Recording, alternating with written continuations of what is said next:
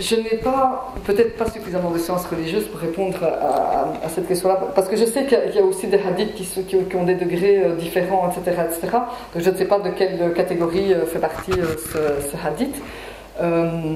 Mais parce que je me dis que parfois on n'a pas non plus les circonstances dans lesquelles le prophète sallallahu alayhi wa sallam a prononcé certains hadiths et qu'on apprendrait beaucoup de choses. J'ai quelques exemples en tête, mais voilà, de choses que moi-même j'ai appris dans des interventions ou autres.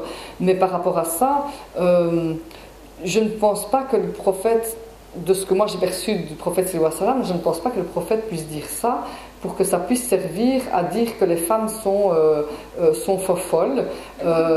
Et si mes souvenirs sont bons, la religiosité en moins, c'était juste, ça évoquait le fait que les femmes ne priaient pas quand elles avaient leur menstru, si je me rappelle bien, parce que voilà, ce sont des choses... et en même temps, moi, si je me réfère à la sagesse prophétique, ce que moi j'en ferais, parce que c'est un peu ce que j'essaie de faire quand j'entends des choses de cet ordre, c'est de se dire...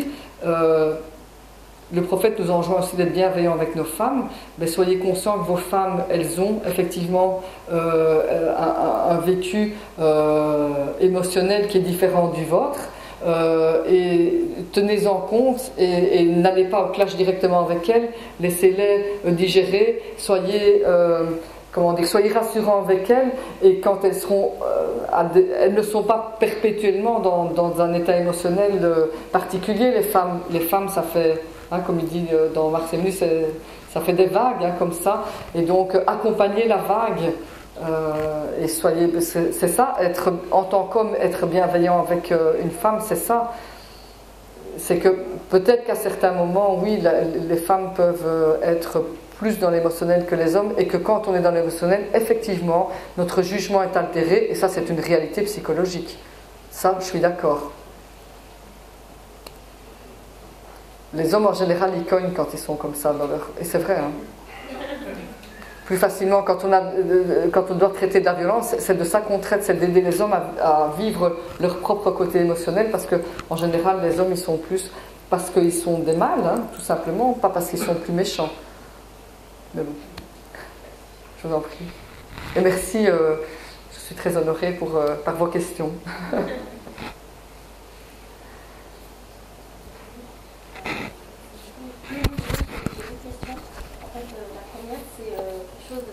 Nous apporter quelques exemples sur des choses un peu plus concrètes.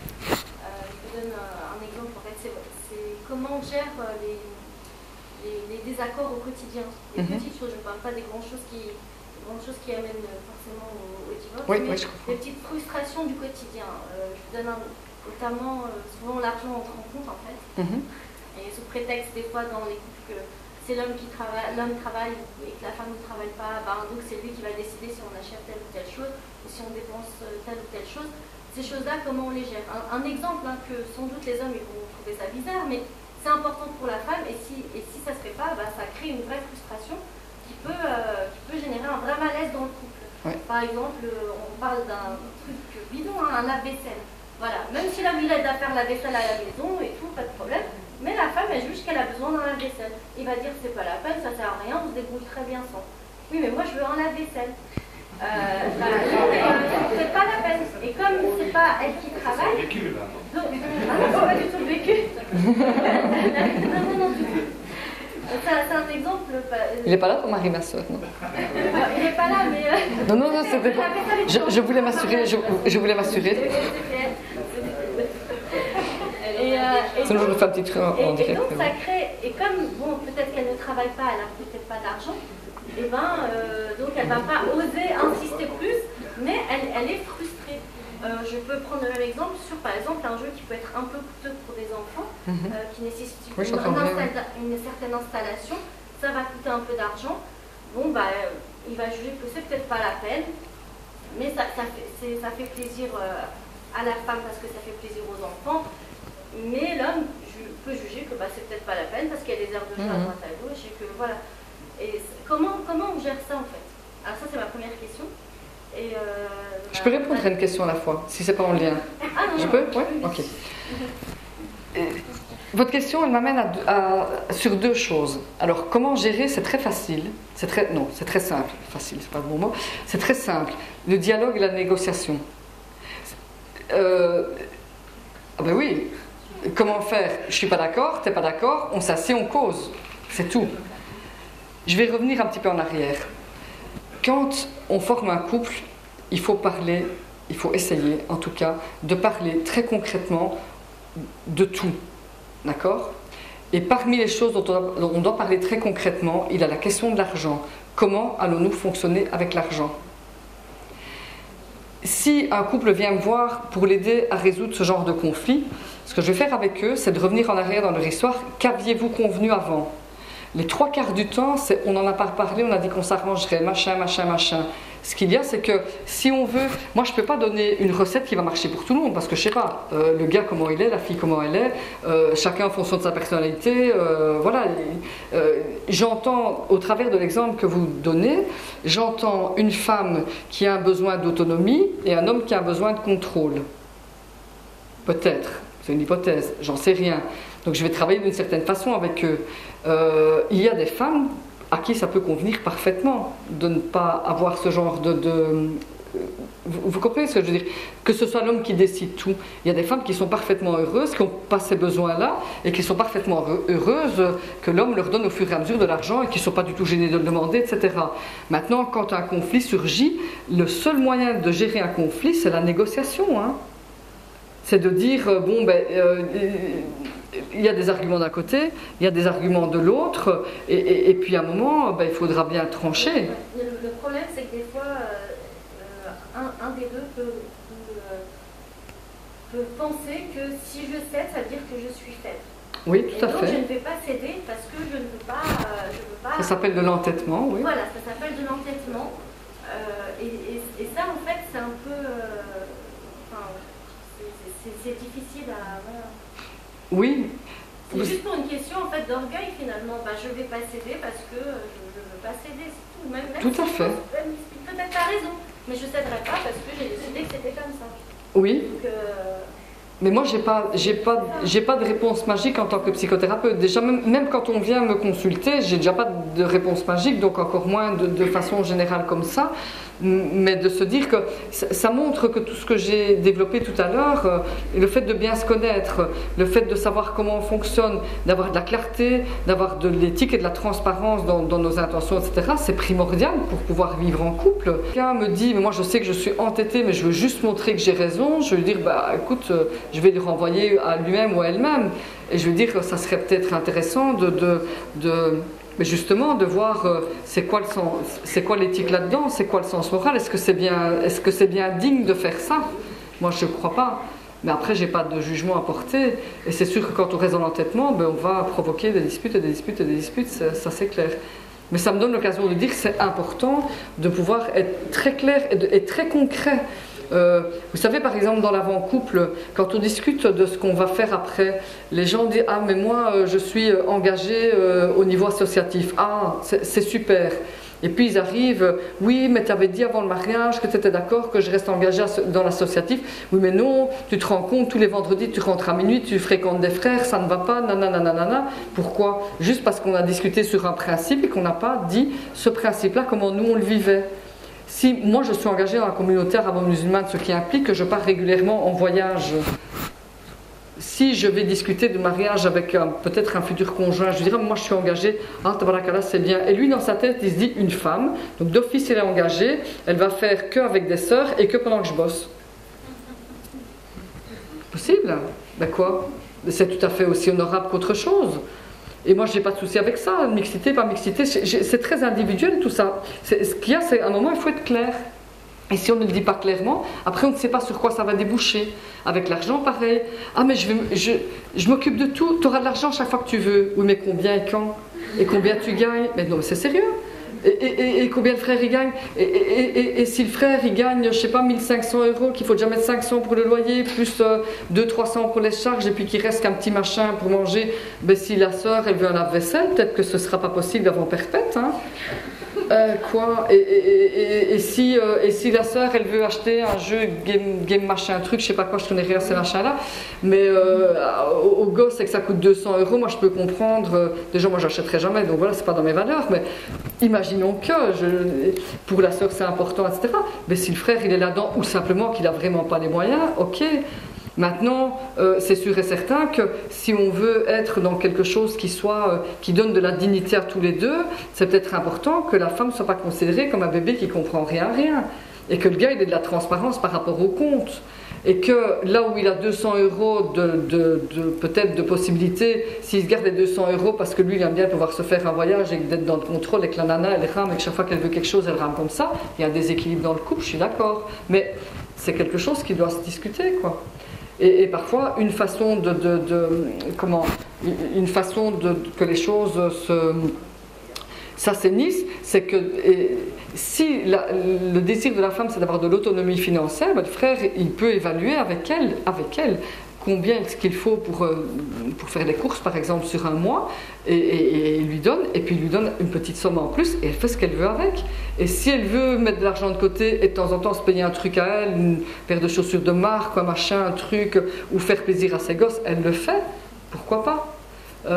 Ça peut être mais il faut bien se rendre compte que dans le contexte économique actuel, à moins d'avoir quelqu'un qui est à l'aise financièrement, c'est pas toujours facile de faire ce genre de choses, hein, parce que parfois c'est juste.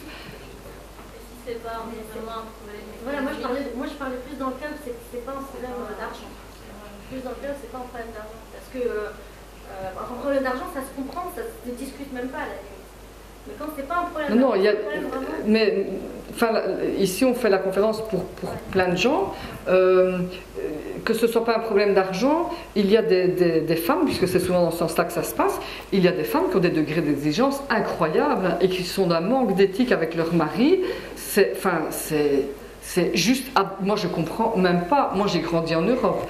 Je suis restée non musulmane jusqu'à l'âge de 44 ans, je me suis toujours assumée, etc., etc. Ça ne me viendrait pas. Je suis profondément choquée de voir comment certaines personnes dans la communauté musulmane traitent leur mari, hein, comme enfin je vais le dire, c'est un thème qui n'est pas très joli, donc en plus on jeune, donc on peut pas, mais comme un pourvoyeur d'argent, enfin voilà, il sert juste à ça. Et moi je suis profondément choquée de ça, où il n'y a pas, je citais tout à l'heure le code civil belge qui dit que les époux se doivent mutuellement fidélité, assistance et secours, hein, mutuellement. Enfin je sais que l'islam ne dit pas tout à fait ça dans ces termes-là, mais il y a un moment, la rahma envers son mari qui bosse, c'est un minimum, quoi, un minimum d'éthique, un minimum de respect.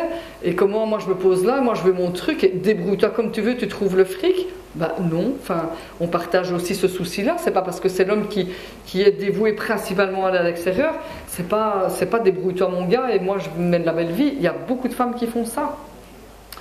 Dans l'autre sens, il y a des frères aussi qui utilisent cette prérogative qu'ils ont pour rester dans une position dominante par rapport à la femme. Et je pense que ça me révolte tout autant, je suis d'accord. Maintenant, ça reste un problème, et c'est un problème éminemment éthique, le problème de l'argent dans le couple, effectivement. Et de pouvoir respecter l'autre qui ne travaille pas en lui donnant quand même, enfin qui ne travaille pas, qui ne va pas gagner sa vie à l'extérieur. Attention les mots qu'on utilise comme ça dans le langage courant, qui n'a pas d'activité extérieure lucrative, etc.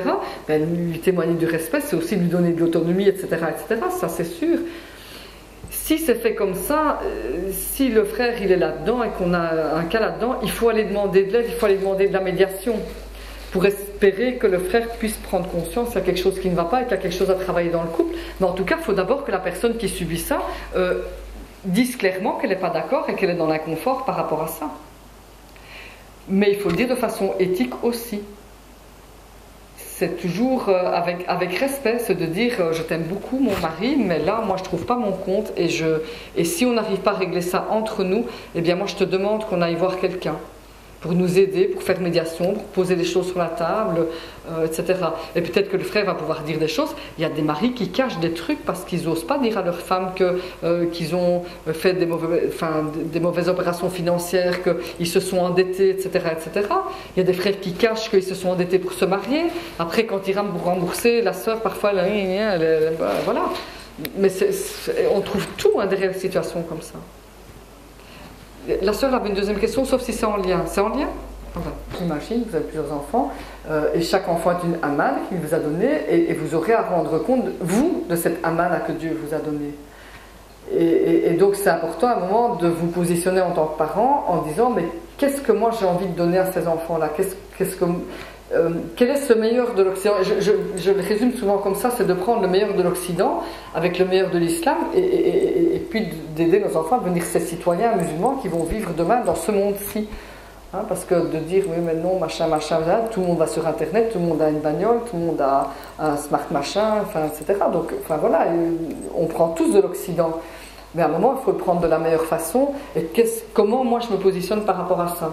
Et puis vous allez construire ou rectifier ou clarifier un petit peu le cadre éducatif que vous donnez à vos enfants. Et à partir de ce moment-là, c'est vous dire, moi c'est ça que j'ai choisi et ce choix-là je l'assume. Et tant pis, je ne pourrais pas plaire à tout le monde. Mes parents me diront, mais qu'est-ce que tu fais? Non, j'aurais fait ça quand tu étais petit, machin, etc. Puis votre voisin va vous dire, oui mais moi mes gosses j'ai fait ça. Puis à l'école, vous avez vos gosses vont rentrer, etc. Oui, ok. Vous savez, mes enfants, ils rentrent à la maison parfois en me disant, tu te rends compte maman, le père de ma copine machin, il veut même pas qu'elle fasse ça, qu'est-ce qu'il est coincé, blablabla, blablabla. Ok, ben écoute, chacun, oui, je trouve que c'est un peu sévère, mais voilà moi.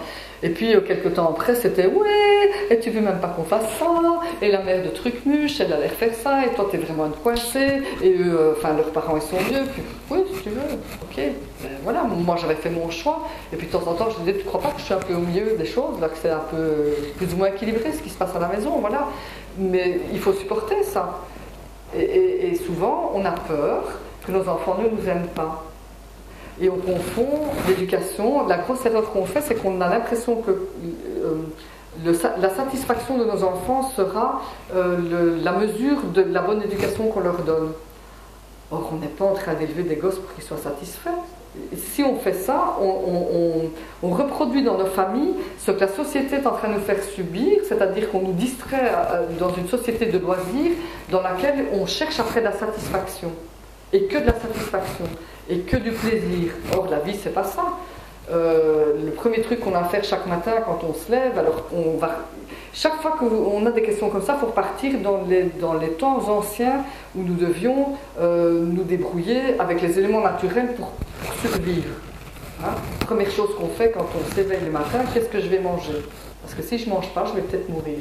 Si je ne mange pas, je ne vais peut-être pas avoir assez de force pour me défendre contre la bestiole qui va vouloir me bouffer. Donc, alors, reporter à aujourd'hui, avant d'aller au cinéma, je vais bosser. Avant de regarder la télévision, je vais faire le ménage. Parce que la vie, c'est ça aussi, c'est que je dois répondre à des besoins, je dois assumer des obligations, et après, je vais profiter de la vie. Et puis, quand on replace ça par rapport à nos enfants, c'est pareil. Mes enfants n'ont jamais reçu un franc, parce que c'était encore des francs au début, d'argent de poche de moi sans condition. Parce que moi, tous les mois, si je voulais de l'argent pour vivre, j'avais des conditions à remplir. Même si j'ai marché au chômage, à des moments, ça m'est arrivé, mais je devais rentrer une carte de pointage, je devais faire des démarches, des trucs comme ça, on ne me le donnait pas comme ça. Eh bien, mes enfants, c'était pareil. Ils avaient un rôle à tenir dans la maison, et je leur donnais de l'argent de poche pour qu'ils apprennent à gérer, etc., à condition qu'ils aient rempli leur rôle dans la maison. C'est-à-dire qu'ils étaient priés de ranger leur chambre, des machins, tout ça, ben voilà. J'estimais que je n'étais pas la femme de ménage, par exemple. Mais quand je fais ça, ben évidemment, mes enfants disaient, oui, mais la mec, le machin, elle range sa chambre, moi, elle n'est pas obligée, elle n'a pas d'argent, il y a 20 € les sous. Ben oui, et après, et toi, tu as 20 € par mois, et tu te débrouilleras avec ça. Ah, mais je sais le plus, mais oui, mais si tu veux plus d'argent, tu vas travailler. Ah, mais qu'est-ce que je peux faire? Femme de ménage, si je la prends, elle reçoit, je ne sais pas, à l'époque, c'était 7 € par mois, par heure. Eh bien, si tu veux, je te donne du ménage à faire et je te payerai 7 €. Le même prix que la femme de ménage. Je respecte, hein. Il y a un peu tous les messages qu'on fait passer. Mais je devais supporter que mes enfants râlent, qu'ils me disent qu'ils n'étaient pas contents, que c'était pas sympa, que tout ça, ben oui, qu'ils me disent à un moment il y a une belle-mère d'un côté, puis c'était ah mais l'autre, alors je prenais beaucoup d'humour, je dis oui, moi je suis ta mère préférée, c'est même pas vrai, c'est pas grave. Mais voilà, et aujourd'hui, enfin, il y a plein d'amour entre moi et mes enfants, mais c'est vrai qu'il faut passer par des moments comme ça, que souvent ce qui va nous plomber c'est ça, peur de déplaire à nos parents, peur de déplaire à nos enfants, peur que nos enfants nous aiment plus, peur que les gens nous prennent pour un ringard, ben oui. Il y a plein de gens moi, qui me disaient « Comment tu n'autorises pas ça ?» Ah ben dis donc, t'as l'air cool comme ça, mais t'es vachement coincé comme nana. Oui, bon, si tu veux, mais c'est pas grave. Voilà. Parce que j'avais des principes et que j'y dérogeais pas. Il y a des choses, même sans être musulmane, il y a des choses que j'ai pas laissé faire à mes enfants. Il y a des choses pour lesquelles je leur ai dit vous assumez, c'est tout, voilà. Que Dieu vous aide parce que c'est pas facile. Je confirme. Tu avais encore une question? C'est bon? Et ben voilà. Je vous remercie de m'avoir écouté et puis que Dieu vous accorde le meilleur.